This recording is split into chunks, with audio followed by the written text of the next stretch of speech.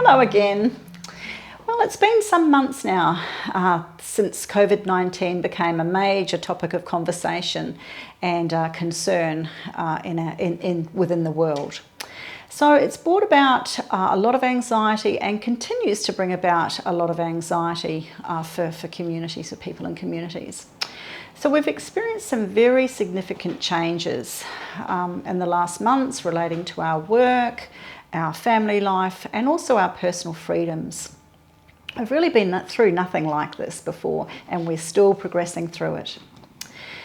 So even though we are some way into dealing with the pandemic, we need to sort of acknowledge that the anxiety can still is still ongoing. We're still dealing with certain things that we continue to worry about.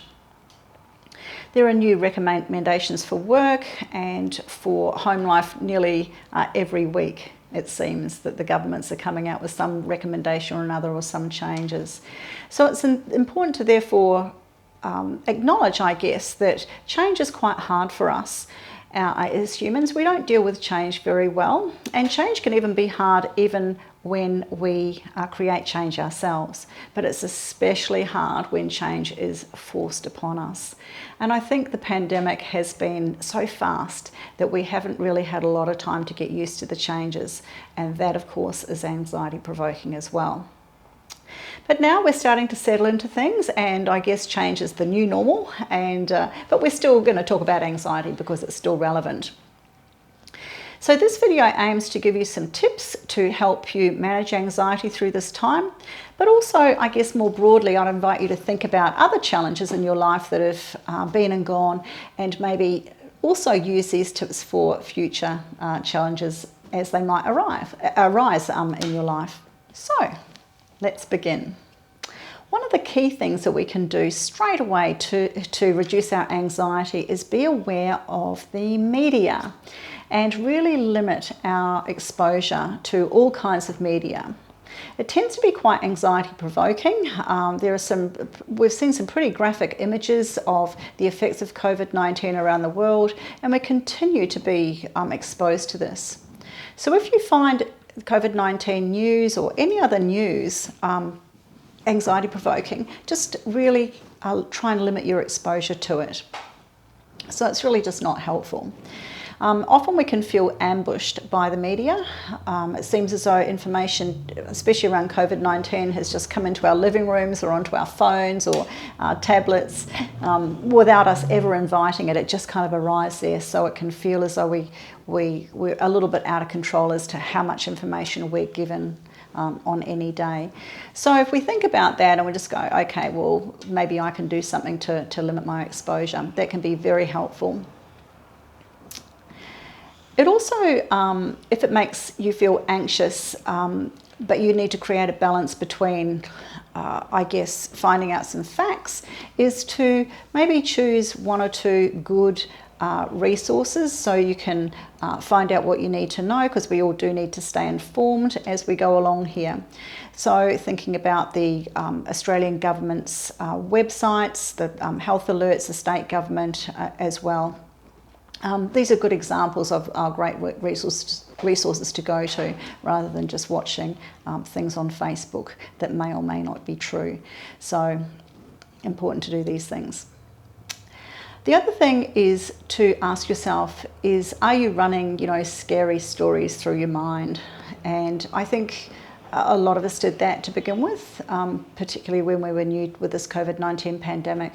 There are still lots of questions unanswered, but it's important still to keep in mind that we don't want to catastrophize.